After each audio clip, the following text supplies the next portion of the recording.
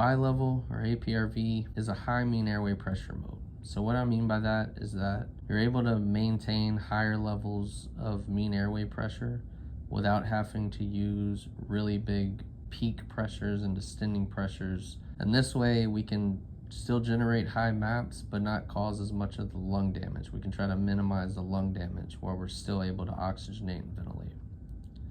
This mode time cycles between two levels of positive airway pressure, with the majority of the time being on the high level so that you're able to maintain adequate lung volume and recruitment.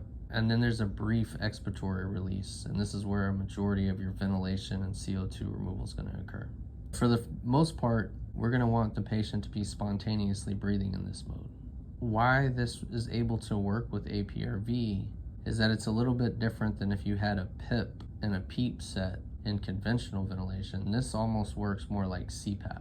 If there was a PIP set, when the patient is spontaneously breathing on top of a mandatory breath in a conventional mode, it just adds pressure to that PIP that's being held in the airway. And then that's when you get your spikes in pressure. That is going to go up until the patient, as far as the patient can make it go, or until it hits its limit.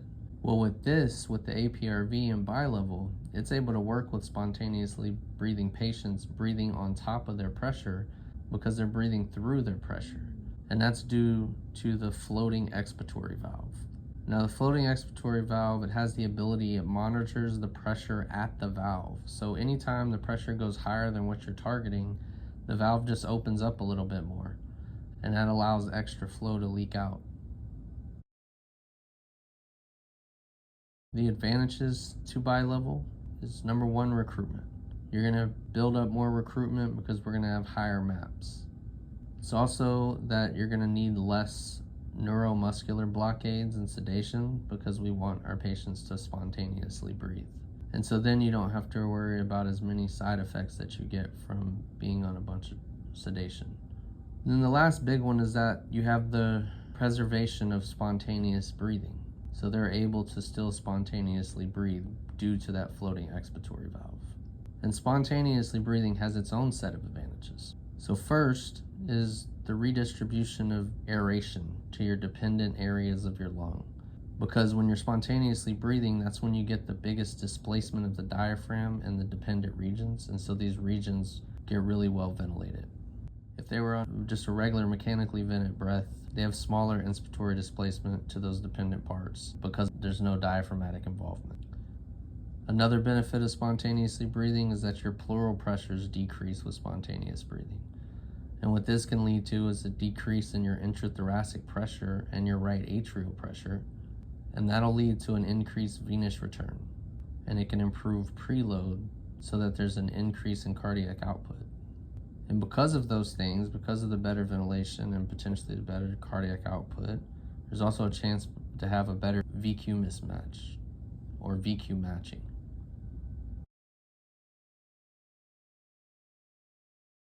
The disadvantages of this mode are that your tidal volume is variable. So this means you're going to have to pay attention to your minute ventilation to help prevent any severe hypercapnia or hypocapnia.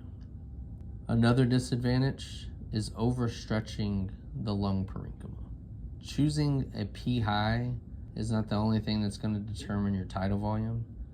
Your spontaneously breathing kids, when they cause that pleural pressure to become less positive, there's an increase in your transpulmonary pressure, which is the pressure in your alveoli minus the pressure in your pleura. And this can result in a higher tidal volume, and then you can get the risk of overdistension and volutrauma. Another disadvantage is adduct trauma, which can lead to shearing. So damage can occur if the airways open and close with each cycle of the breath. And even though we try to intentionally auto-PEEP and maintain some end expiratory pressure, it's really an uncontrolled parameter when the airway is released to 0, which we'll get into with the settings. Another disadvantage can be as if the patient cannot breathe spontaneously. Sometimes, unfortunately, patients do need to be heavily sedated or on paralytics. and they lack spontaneous breathing effort. So then they're going to lose those physiological advantages of this mode that we talked about with spontaneously breathing.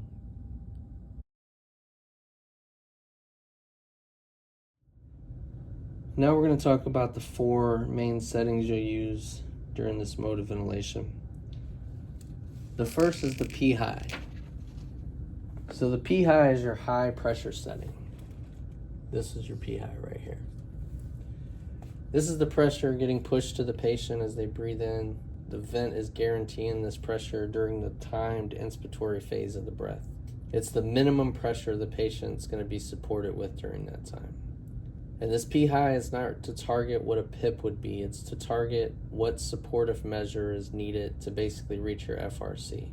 If we go back to talking about the floating expiratory valve, the P high acts more like a CPAP or a PEEP than a PIP because the pressure is being maintained at the valve, and when the patient's flow when they're breathing is passing through that target pressure.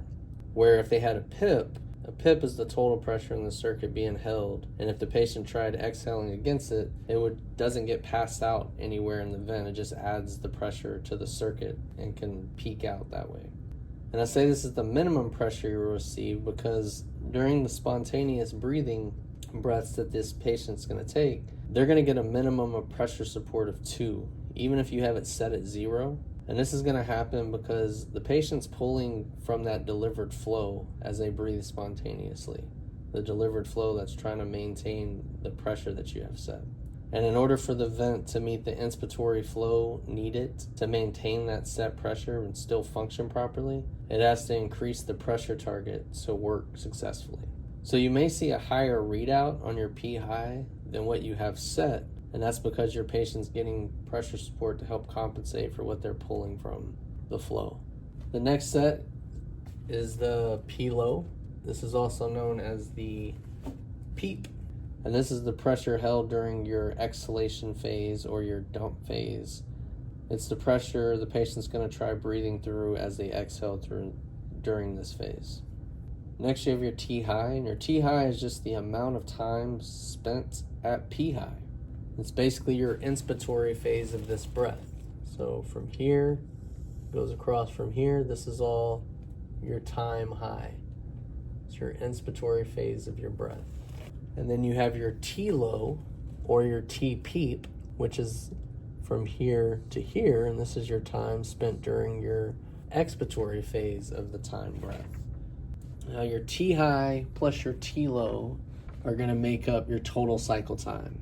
And then that is going to help determine what your dump rate is. So how many times per minute you're going to go from a P high down to a P low. This is called a dump, right? And so we're going to set a dump rate when we use this mode of ventilation. And your T high is going to be a bigger determinant of what that dump rate actually is because you're making bigger changes with a T high as opposed to a T low. What I mean by that is with the T high, you're typically going plus or minus 0.5 seconds. Where with T low, you're going plus or minus 0.1 second. If you're on the servo I, if you're on the servo U, you could go as low as 0.01 plus or minus.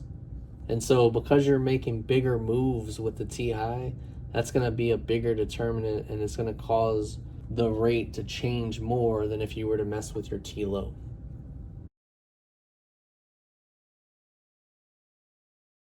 So now we're going to talk about initial settings. For most of our common patients coming from conventional, these are just some of the target settings you would use if you're going to initiate this mode. You're still going to have to place the patient on and adjust based on what's happening with the patient. But typically when we look at our 4 settings, and these are what we just talked about, your P high, your P low or PEEP, your T high, your T PEEP or T low, right? Those are your 4 main ones. So your first one, your P high, we're just gonna match what our conventional map was. So whatever your map was when you were on this conventional mode before you come over, you're gonna match that. So let's say that it was 18. Your P low, we're gonna set at 0. Now the reason we set this at 0 is so there is no resistance to expiratory flow. We want to make it as easy as possible for them to exhale during their dump phase. And if I put this at 0, it's easier to exhale against nothing than it is to exhale against something. The next setting that you're going to set is your T peep or your T low. So with your T low, you're going to set that at 0.2. So why 0.2? 0.2 is the lowest time that we're going to set during the exhalation phase. So this is the shortest amount of time they're going to have to exhale. The T low is what you are going to adjust for your trap. So because we're putting our P low on 0, we have to compensate for the fact that we're not adding PEEP. So we're going to do that by not letting them exhale. We're going to try to trap flow in their lungs so that we build up an intrinsic PEEP. And you're going to use the T low or the T PEEP to do that. So when we're initially setting this, we're going to start with the least amount of time that we would give them to exhale. And that way, from breath 1, we're going to know if they're able to trap or not. If they're not able to trap, then we're going to have to either switch modes or talk about some other things to do to help compensate for the fact that we're not trapping. Now the T high, we don't have an arbitrary number for. So for the other ones, we kind of know our settings when we go on to here. For the T high, you're going to have to talk to the doctor. And what you're going to talk to them about is, what do we want our target dump rate? What the target dump rate should be is, if this patient had normal lung function, what would their rate be? So if you had an infant, it'd be somewhere 25 to 30. If you had a pediatric kid, it's going to be somewhere between 15 and 25. If you had an adolescent / mini adult, probably going to be somewhere 8, 10, 14. We're going to talk to the doctor about that. And then, based on what they want that dump rate at, you're going to find the total cycle time. So if we had a kid who they wanted a rate of 20, you would take 60, you divide that by 20, and that's going to give you your total cycle time, which would be 3 seconds. And so to set our T high, you would take that 3 seconds and subtract our T low, which is 0.2, so that would leave us with 2.8. So because these two have to equal our total cycle time, that's what's going to determine how we set this. Whatever we need this to be, so that when it's added to the T low, it equals our total cycle time. That's what we're going to set it at initially. The other thing with the vents is they'll tell you the dump rate up here when you start messing with these.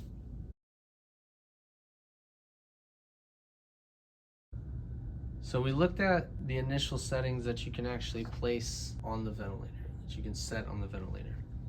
Now we're going to look at some of the other information that's needed for when you're going to initiate this mode of ventilation. And these are things that you're going to discuss with the doctor and kind of get their preference on, so that when you start the mode of ventilation, you're able to look at these things, and with these things you could potentially make some adjustments to the settings. The first thing we're going to look at is their trap percent range. So let's talk about what trap means first, right? So what trap means, how much is left in the lung at the end of exhalation. So when we switch from the expiratory phase of a breath and start a new inspiratory phase of the breath, how much flow is left in the lung?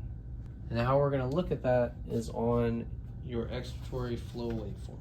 So if we go to the flow waveform, over here, you would have the start of a breath. So you'd have an inspiratory flow that comes down, it decelerates, hits here.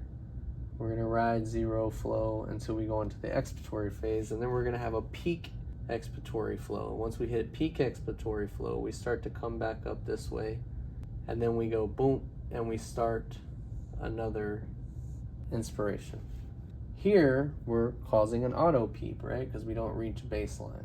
But we want to do that in this mode of ventilation. We want to cause auto peep.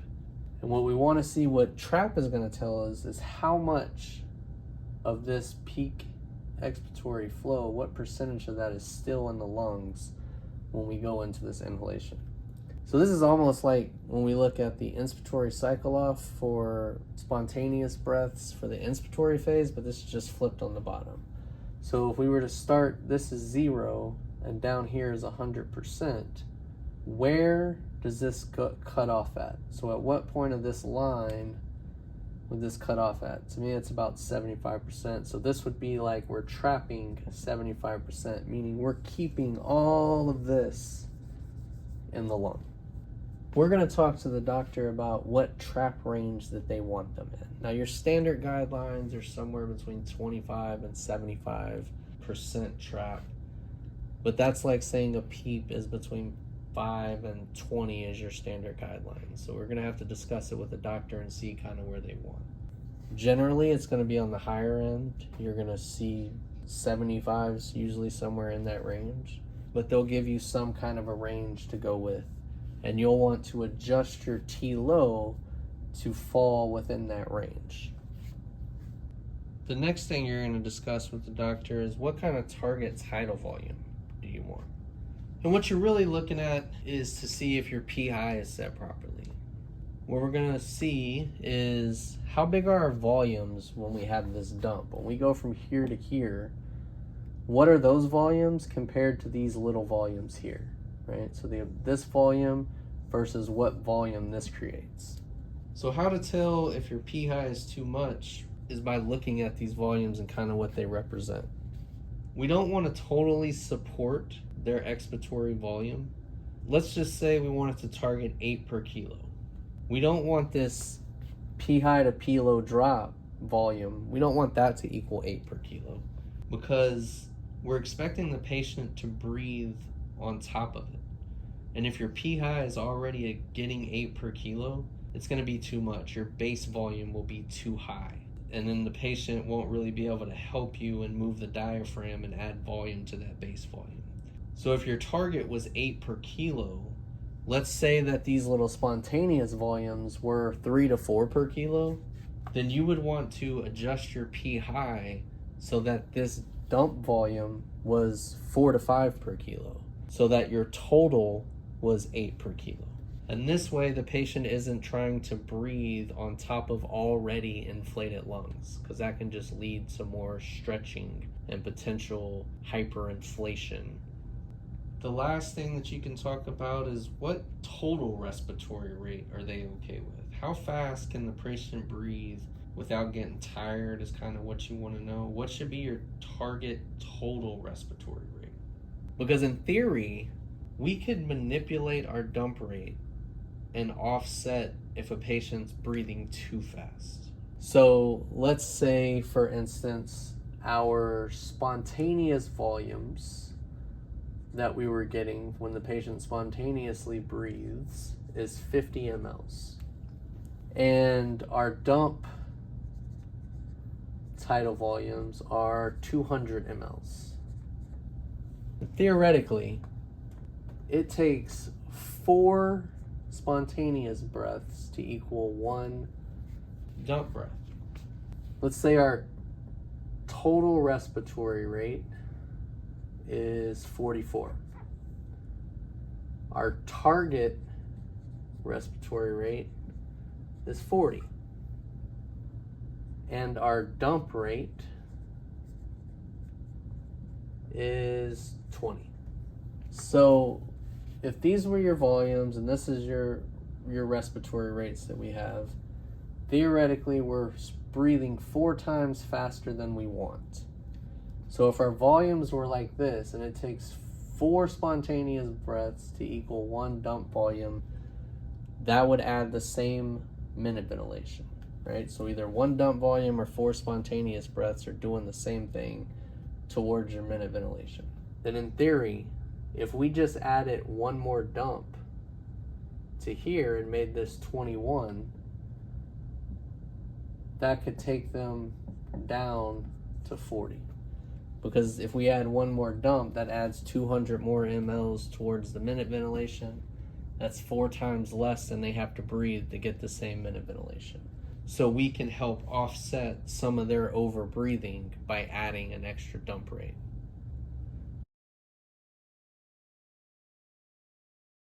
So now we're going to go over actually turning the vent on, turning the mode on, looking at what's going on with the patient, and potentially making some adjustments based on what we see.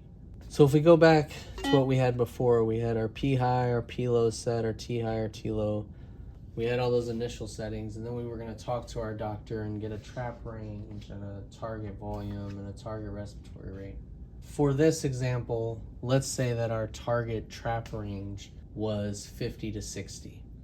The first thing that you're looking at when you do this, when you initialize it, is you're going to look at how much they're trapping. So again, you're looking at this expiratory flow waveform. And what's different with this than the one that I drew on the board is that this has a little spike added to it. This little spike right here is not actually part of the trap. This little spike is not part of the lung movement. This is part of the circuit when you have a little spike. It should be a smooth deceleration, not a spike down like that.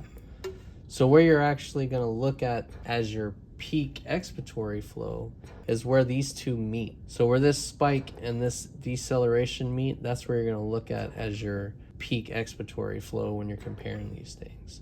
And in this example, we said it was going to be 50 to 60. So if I were to cut this spike off and we were to look where the top of my fingernail is and we compare it to here, we're supposed to be at 50 to 60% trap.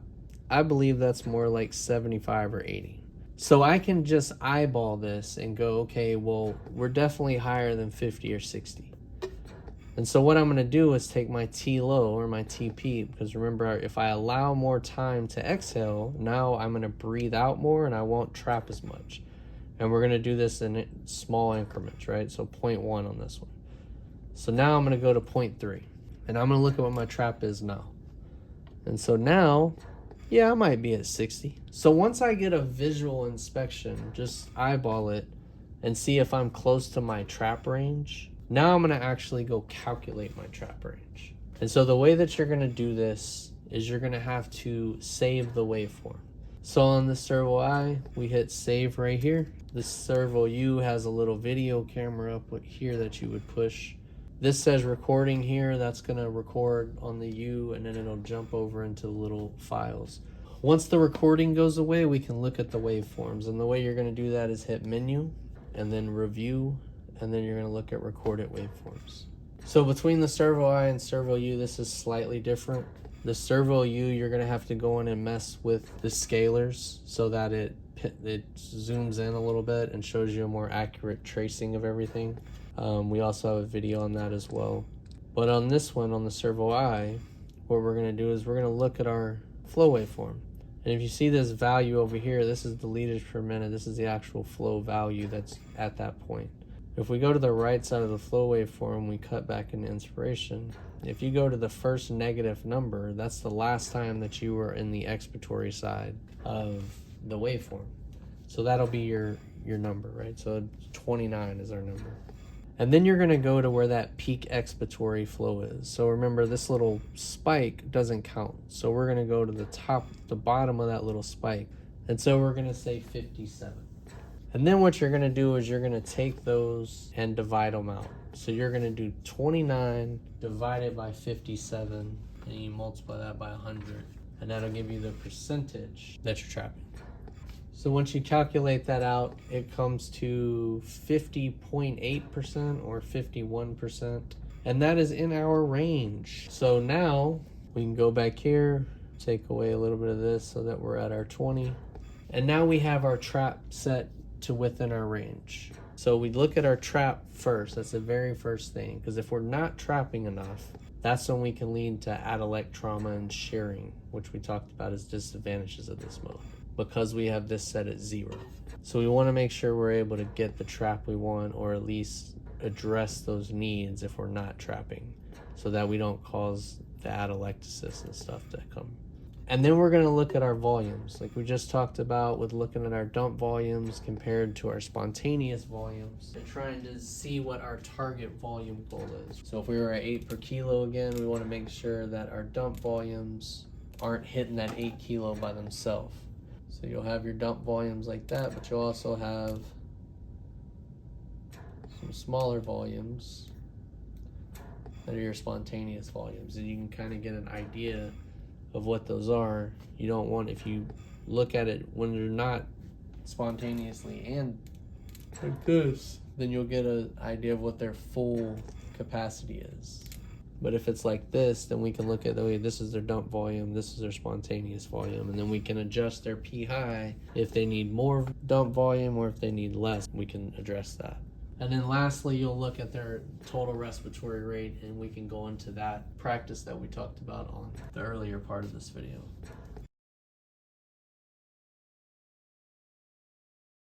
Now we're going to talk about adjusting your settings. So if we need to oxygenate or ventilate, what settings to adjust and how to adjust them. But one thing to think about and try to understand is that every time you change a setting on here for ventilation, that can affect oxygenation and vice versa. So we'll start with oxygenation. Your ways to increase oxygenation, first and foremost, increase your FiO2. The next way would be increasing your T high, so the time high. If you go up on that, you're going to have them at a higher pressure at a longer time, which is going to help you build up more mean airway pressure. But when you do that, you lessen your dump rate because you take away from some of the total cycle time. And so you have to watch your ventilation status. Another option is to increase your P high. But again, anytime you increase your P high, now we're going to increase our MAP, but we're also potentially increasing our volume. So we have to watch our volumes and make sure that we don't get into hyperinflation. Another option is to decrease your T low, so the time low or the time peep, how long you're in that exhalation phase. If I trap more because I'm not exhaling it out, then I should build up more mean and oxygenate better that way. But if we're going to decrease our T low, it's going to build more trap. We have to make sure that we're in the trap range we're supposed to be, or the doctor's going to have to change their trap rate to fall into that. And again, because we're not exhaling out as much, we have to watch our ventilation status as well. And the last thing that you could do would be to actually increase your PEEP or your P low. If we do that, that does give them something to exhale against during their dump phase, and so they're not going to exhale as fast.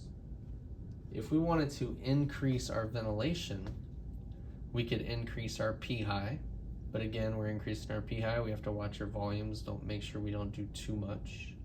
We could increase the time low, and so we would trap less because we're allowing them to exhale more.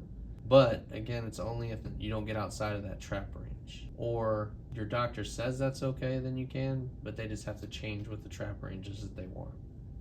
Another option is to decrease your T high. So if we decrease our T high, it's going to increase the dump rate.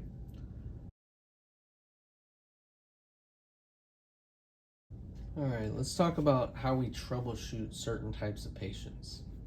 The first situation we're going to talk about is when to increase your P low from 0. Now typically we're going to set the P low to target 0 and look at the trap from expiratory flow to produce auto PEEP. Like we talked about, we wanted to trap to help prevent your lung collapse and shearing, and we set it at 0 so we can decrease any kind of resistance to flow during their dump rate. But there's certain times you're not going to be able to trap. First type of patient you're not going to be able to trap on is if you have a really big leak. If you have a leak, you're not going to get an accurate trap because your flow is constantly being pushed through the leak. The waveform's just not going to be measurable. There's really 2 ways to compensate for having a leak.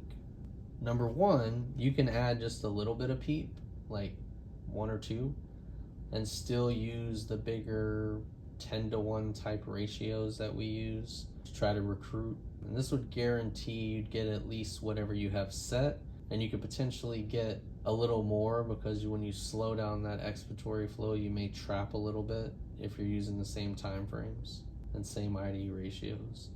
The other option is just to use the original style of bilevel, where you're going to dial in an actual PEEP you want the patient to get, and you just don't use as an aggressive inverse IDE ratio. So instead of using like 10-to-1, you would use 6-to-1. You can stretch your times out a little bit more in your expiratory flow and let them reach 0, because it doesn't really matter about atelectasis and stuff like that, because you have a PEEP that they're exhaling through.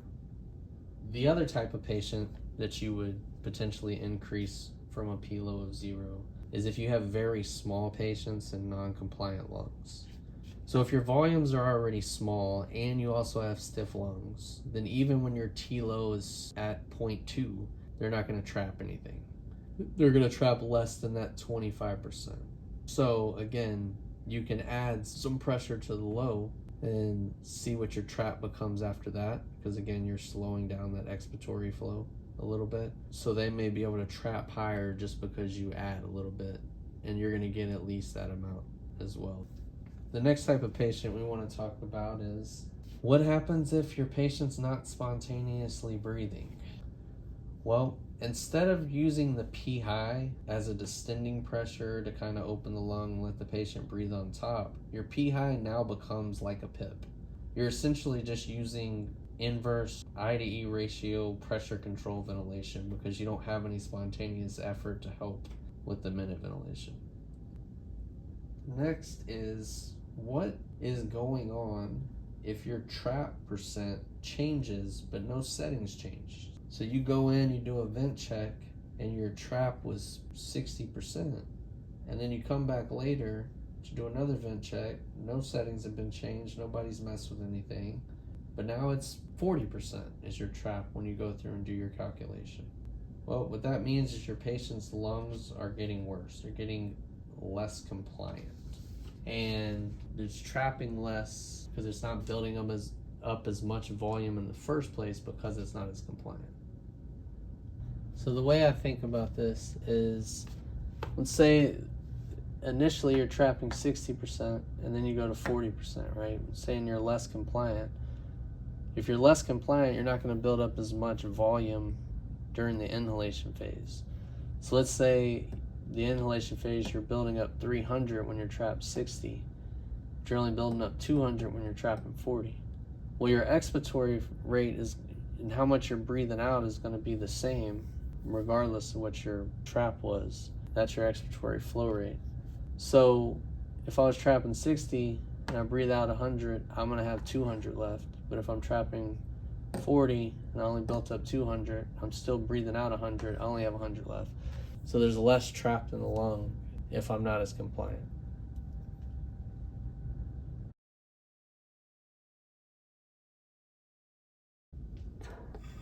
Alright, so now we're going to talk about weaning.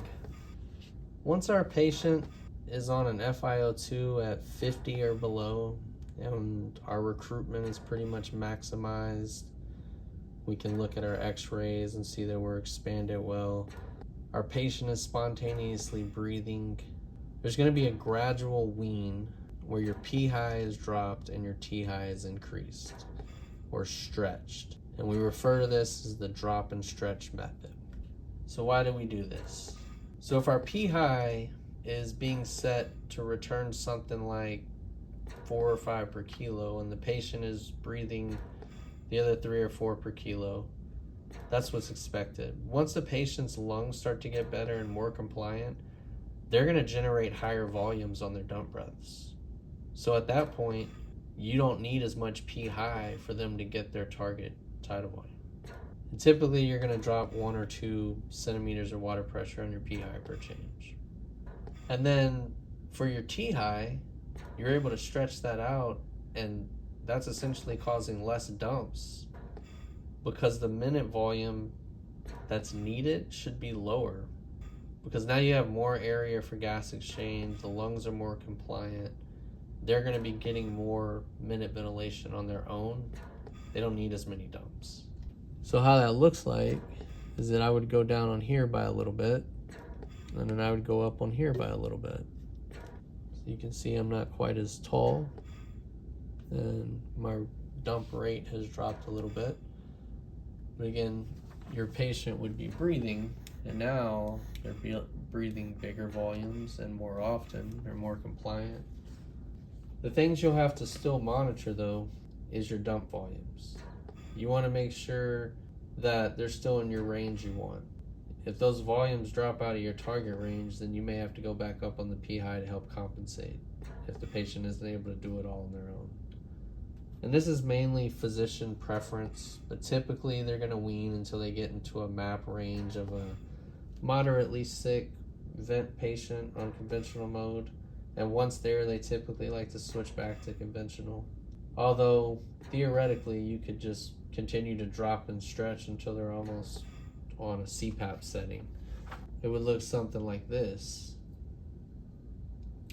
where you have a really long time high, and our P high is something around 9 or 10, and then you could just extubate from here because they're basically just on CPAP at this point.